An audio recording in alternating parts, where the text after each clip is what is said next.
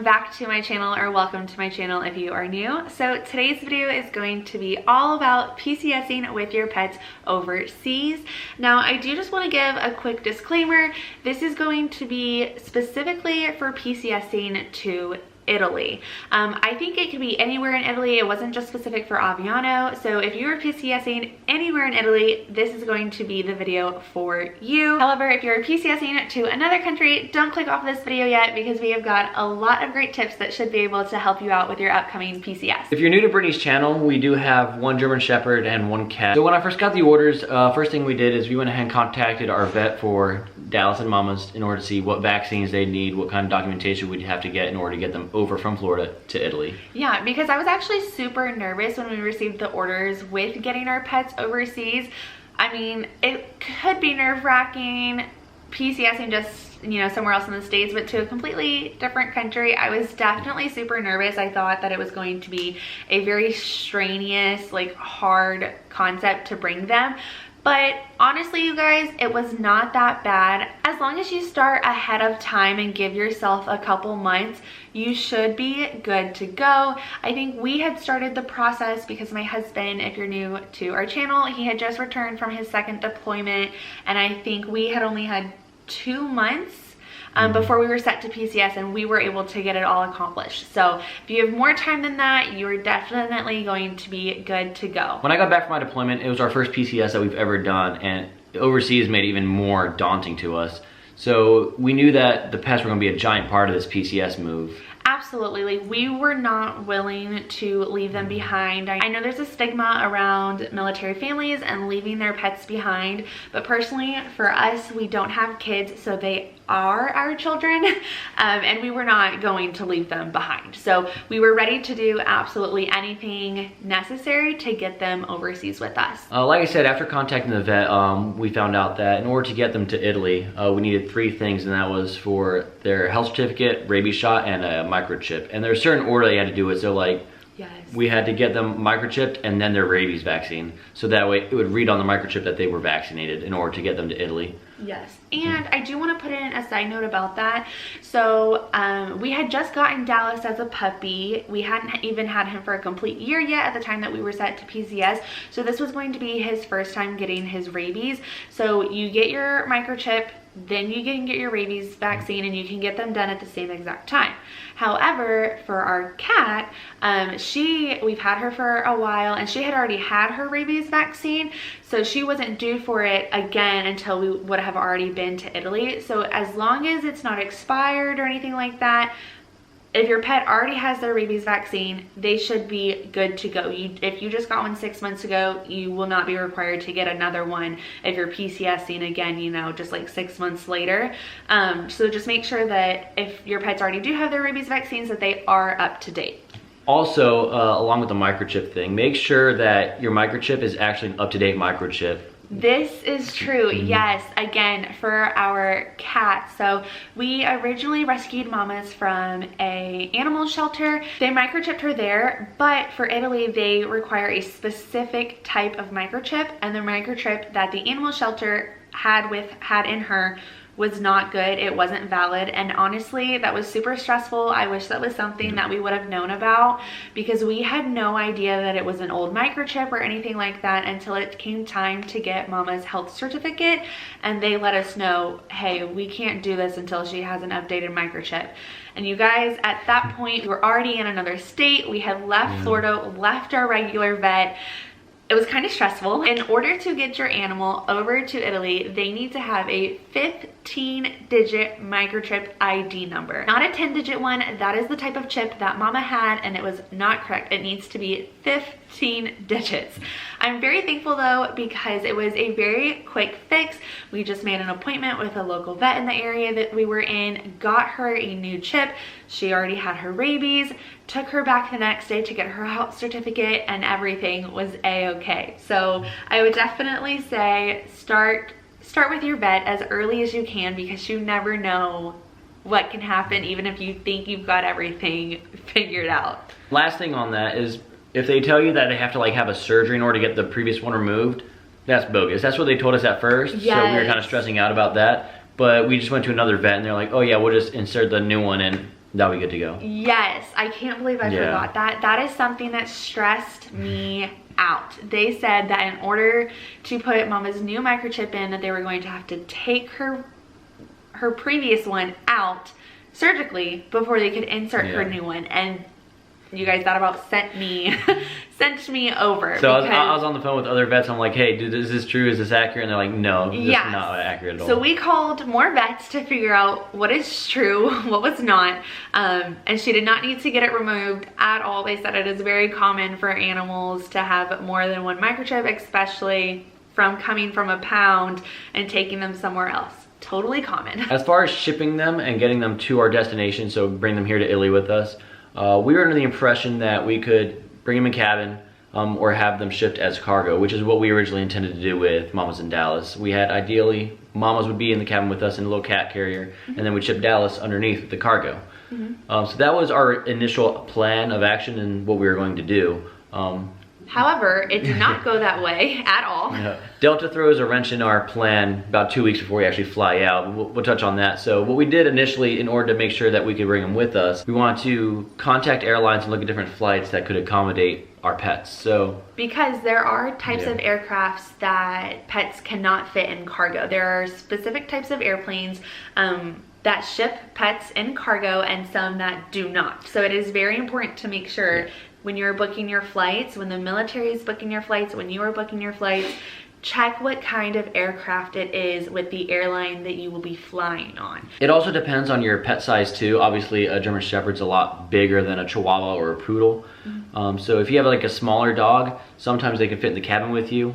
If it's not as big as a German Shepherd, not as small as a Poodle, it could probably still fit on the aircraft in the cargo area. But like we said, that's why you have to look at what kind of aircrafts can accommodate different size crates for your animals. Yes. So when we initially did it, we went ahead and we looked at several flights, and then once we liked the flight and the dates, we went ahead and we called and we were like, hey, we see these flights, can these aircrafts accommodate this kind of dog in this kind of crate? Yeah.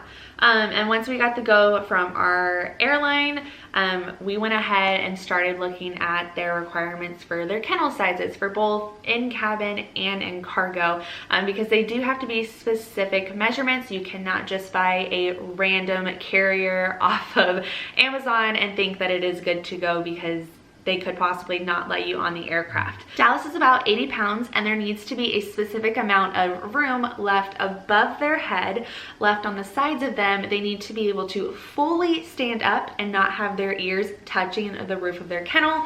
And then they also need to be able, I think, to be able to do like a full circle for it to be able to be like mobile. So definitely you wanna make sure that you're getting the right size kennel that fits your pet, because they will not allow it on the airlines if it does not meet all of the requirements. And it's not only the size as far as the dimensions, but there are other requirements such as what the crate's made out of, ventilation on each side, stuff like that to keep in mind too. I think there has to be ventilation on at least 3 sides, the sides and the back. So for getting Mama to fly with us in cabin, again, we called our specific airline and asked them what are the requirements. For Mama, I think she just needed to have a soft cat carrier, and it could be malleable, so that way it's able to like tuck underneath the seat in front of you, because that is where they will be riding the entire time. There was a max size limit, so just make sure that you're aware of that. But for the most part, for our flight, Mama, as long as she was in a soft cat carrier, she was good to go. If you are going to have a small pet riding with you in cabin, be prepared to pay a small fee when you are checking in. I think for Mama it was $200, maybe $250. It's almost like basically you're buying them a plane ticket, you know, to ride. And I think that was it, and we only had to pay that one time. For Dallas, when we thought that he was going to be riding in cargo, I think his would have been the same. I think it was $200 or $250, and it would have covered him for the entire ride. So if you can get your pets on the aircraft with you when you're PCSing, I promise you it is significantly cheaper. I wish that we would have just paid, you know, the $500 tickets for both of them together, and then their kennels and things like that. It would have been significantly cheaper. However, that was not what happened to us. So after we contacted Delta and verified what kind of crates were allowed in order to get Dallas on the aircraft that we were looking at, and for Mama's as well, The very next day we went ahead and we called our travel office and we were like, hey, these are the tickets we want. It's through Delta on this day. They went ahead and they purchased the tickets for us. That same day we got the email. And what we did is every week, every 2 weeks after that, we'd continue to call Delta and we should be like, hey, we're flying out on this aircraft on this date to this location. Are these like measurements for these kennels and everything still good to go on these aircrafts? Yes, we were calling, like he said, every week, every 2 weeks, just to make sure that there was nothing changing, to make sure that the schedule didn't change and now we were on a different aircraft, because things like that do happen and it's completely out of your control. Especially during COVID. Yeah, especially during COVID and especially during the height of PCS season, things like that are constantly happening. So we just wanted to make sure that we were staying on top of everything and making sure that we were doing everything in our power that we could to make sure that it was going smoothly. Yep. We continued calling after our third or fourth call just to verify that everything was still good to go. So this is obviously several weeks later, maybe a month or two later. We called one last time to ask what we had to do in order to get them booked on these flights, because we were getting close to our time to leave. Customer service informed us that in order to book Dallas, we would have to call their cargo section of Delta Airlines 2 weeks, so 14 days before we flew out in order to get him booked. Yeah, and that honestly is pretty scary, you guys. I was definitely really nervous about that. I'm like, how can we guarantee that he's going to be on this plane? Like, what do you mean we have to wait 14 days before we leave the country? Like, that just sounds so bizarre. And then for Mama, all we had to do in order to get her spot reserved on the aircraft was just call them and make a reservation. There wasn't a certain amount of time that we had to wait. It wasn't 2 weeks before our flight or anything like that. We just simply called them, let them know we're flying out on this day. We have a cat. Can we reserve a spot? And that was it. She had her spot. Fast forward now 14 days before we left, I called Delta's cargo line like they told us to. And when I finally got a hold of them, I was like, hey, I was told in order to reserve a spot on this aircraft for our dog, we had to call you 14 days before we flew out. And at first it went really smooth. They're like, yep, this is the right spot. Give us your airline information, all that good stuff. So I told them when we were flying out, our ticket number, and they put me on a long hold. And when they finally got back to me, they're like, yeah, that crate's too big to be upon this aircraft. And it takes a lot to get me angry, but I got a little bit frustrated and I told them, we've called you guys, your customer service 5 separate times, and now we've called your department twice and we got told yes all these times that we were good to go, and now you're telling me no. Like, that makes no sense. And they said that we were getting the wrong information from their customer service and whoever the representative I spoke to before at cargo. And they said that, yeah, the crate we had for Dallas was too big to fit on the aircraft. It couldn't work. Which is very frustrating because we pulled up their website, we were looking at the pet requirements, and nope, there it is for the aircraft that we were on and his size kennel. It was perfect, yet they emailed us another part that we could not find on their website at all. And sure enough, there it is, that nope, that kennel cannot fit on the aircraft. I still have not found it on the website though. You guys, that was extremely frustrating. Here we are 2 weeks before we're supposed to leave the country. We're homeless. We're living out of our luggages. And we're basically being told, no, we're not taking your dog anymore. And we're like, what are we supposed to do now? So we start scrambling. Our only other option at this point is to get a pet shipper. And I'm freaking out thinking, how are we going to find a pet shipper? How is this going to work out? Like, I don't even know the first thing about shipping a pet through a company. Yeah, you know, I have no idea. It was extremely stressful. But luckily we did find a pet shipping company, and I will leave their information linked down below. I would highly recommend them. It was very smooth. They did everything. They answered all of my questions. It was very smooth, and I'm very thankful for that because I was definitely worrying the entire flight. But basically it just came down to it, yeah, that we had to end up shipping Dallas through a shipping company. And I do want to talk to you guys a little bit more about that, because if you have to do that last minute, it is going to be very expensive. And I don't mean because you have to do it last minute it's expensive. It is expensive in general, regardless, yes. For Dallas, I'm just going to put it point blank out there for you guys. To get Dallas from BWI, Maryland to Italy, it was $4,200, $4,200. And that's not counting like the crate we had already bought, and then we had to like get stuff to put inside the crate in order for it to fly with them. Yes, that is not including anything else. That is simply just his ticket. That's not including the health certificate. That's not including all of the vet bills that we had, you know, to get him prepared for this flight. That is just the price of the ticket. Yeah, and it was extremely frustrating because the crate that we had bought matched the measurements to Delta Airlines specifically. And then we went ahead, we booked with the shipping company, and the crate was good, but there were things that we had to change. Like some of the bolts that actually held like the top part and the bottom part together couldn't be plastic, they had to be metal. So we had to go out and buy new bolts. Yes. Minor stuff like that that made the PCS even, like the shipping, even more difficult than it should have been. Yes, especially so close to like us leaving the country. We were not prepared to get hit with that.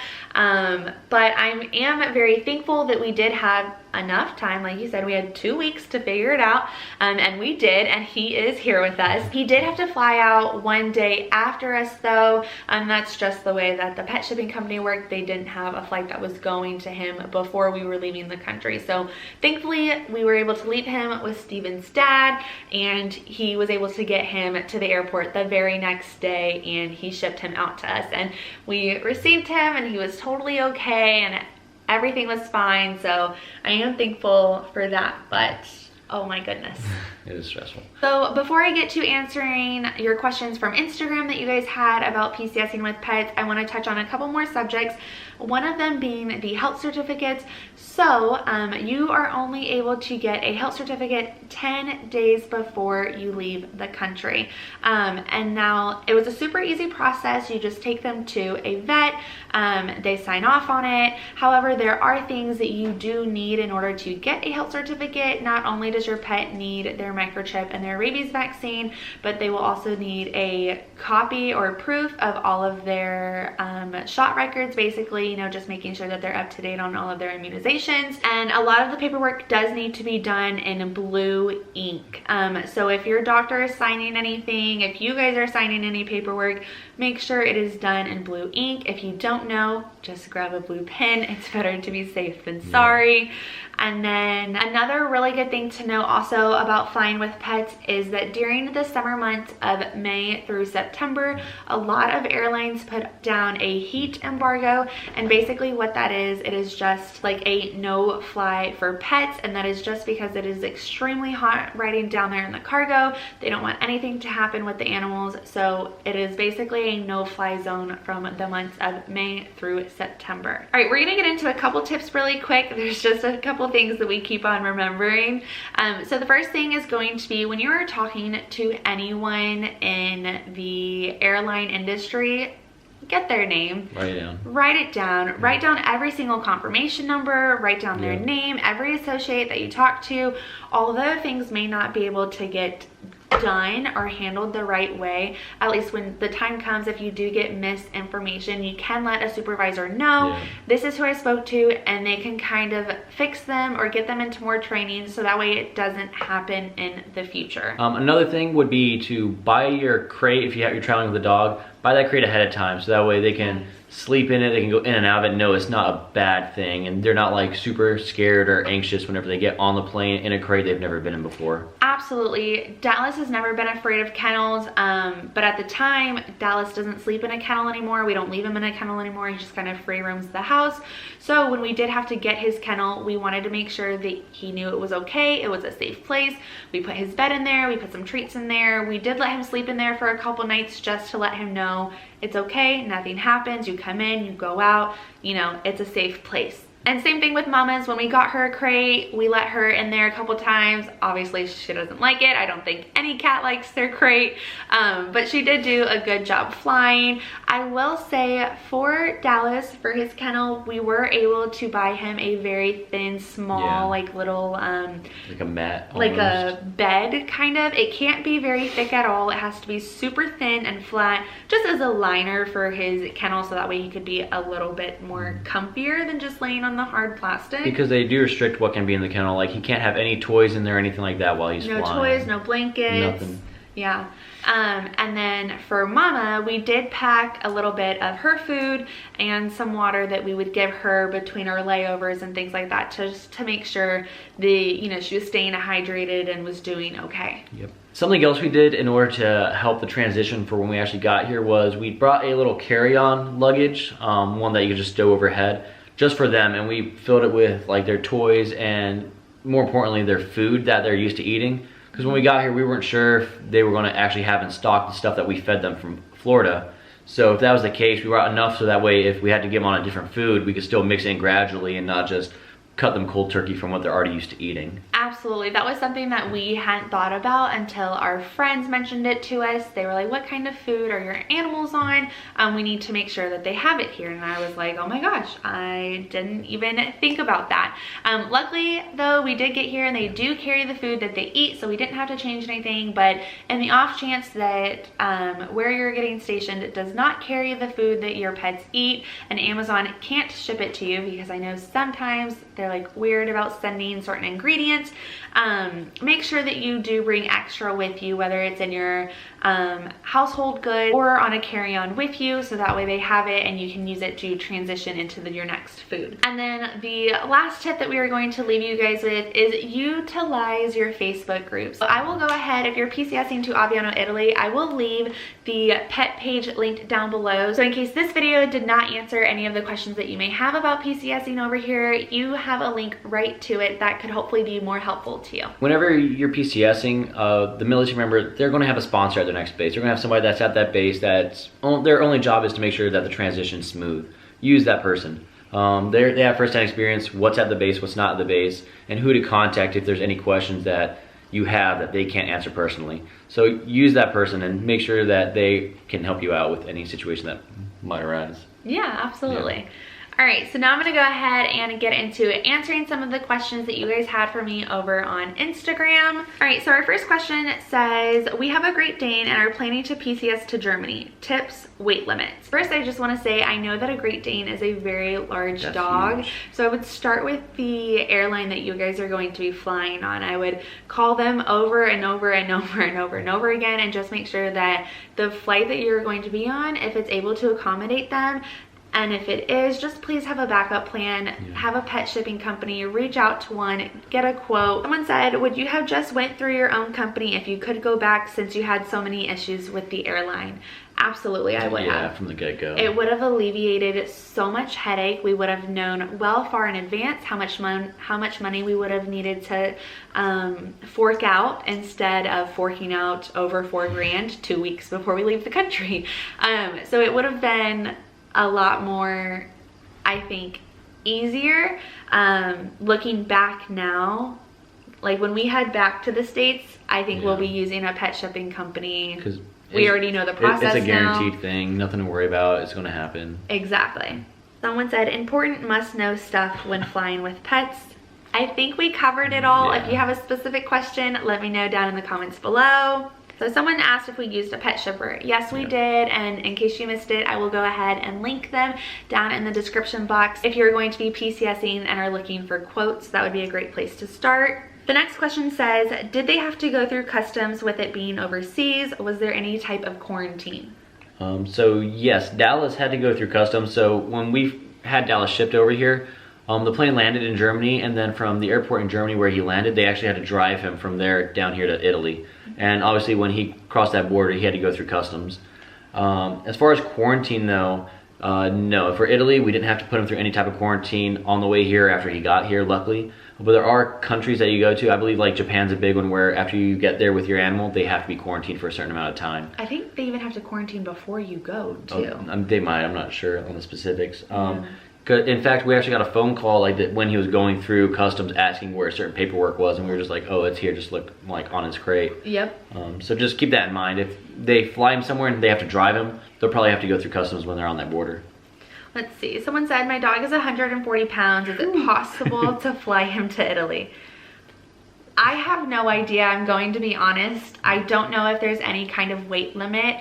I have seen large dogs here, so I imagine there can't be a weight limit, but honestly, I'm not sure. Again, if you're flying through the airline, that's an airline question.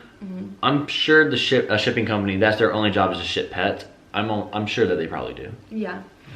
Let's see. And then someone said, what kind of shots, tests, vet stuff do they need done before moving? I think that we covered all of that, so I hope that that answered your questions.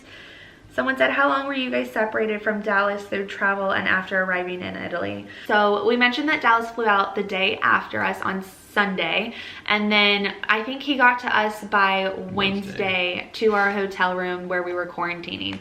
So it was just about three and a half days. It wasn't that long. It was a little nerve-wracking not having him with us, but he arrived perfectly happy. Someone said, which company did you use? How was your dog's anxiety, if any? And if so, what did they do for it? So the company that we used was called Pet Air Carrier, and like I said, I'll leave it linked down below. Dallas doesn't have any anxiety, so I don't really have any answers for that. I'm sure that if you let your vet know that your dog does have some type of anxiety with flying or just in general, that hopefully they can prescribe something for him that will help him during the travel. Someone said, I've heard it's expensive. Is that true? Yes. I would say it can be. If you're fortunate enough to, you know, let's say only have small animals, then I don't think it's that expensive considering the amount that we had to pay. If you have larger animals or things like that, and you're forced to use a pet shipping company, then yes, it is very expensive. And the quote that they give you, I don't think we touched on this at all. It actually depends on a lot. It depends on the weight of your animal, the time of the year that you're flying, where they're going, the stops in between. Can you get a straight shot? Are there multiple layovers for your animal? It depends on a lot. So luckily though, we can say that our a little over $4,000 was on the cheaper side. We can't say that for everyone. So while it was a lot, we're also thankful that it wasn't too much. Yeah, we didn't put in the tips, but definitely like as soon as you get that notification that you have orders to PCS, start saving money. Absolutely. Well, I want to save that though for a tips for PCSing overseas. So this video is strictly for pets, and I think we'll be doing kind of like a part 2 to this, and that'll just be strictly tips for PCSing overseas. Everything encompassed, yes. Yeah. All right, well, I think that is actually all of the questions. So thank you guys so much for following along on our journey here. Thank you so much for asking questions. I hope that this video was super helpful for you guys. I hope that it answered some of the questions that you may have. If you are PCSing overseas here to Italy, leave a comment down below, or if you're PCSing to another country in general, maybe leave some helpful tips down below in case anyone else happens to stumble upon this video and they are PCSing to that country. So if you guys do want to see a tips for PCSing overseas, let us know down in the comments below, or give this video a big thumbs up. I think that's something that would be super helpful. I think I've seen a couple of videos out there, but PCSing overseas is quite unique. It is nothing like PCSing just in the States. It's a beast. So I feel like now that we've done this, we'll be able to do any PCS after this. But thank you guys so much for watching today's video. I hope that you guys enjoyed it. Don't forget to give this video a big thumbs up and subscribe if you haven't already. Thank you guys so much for watching. I will catch you in the next one. Bye.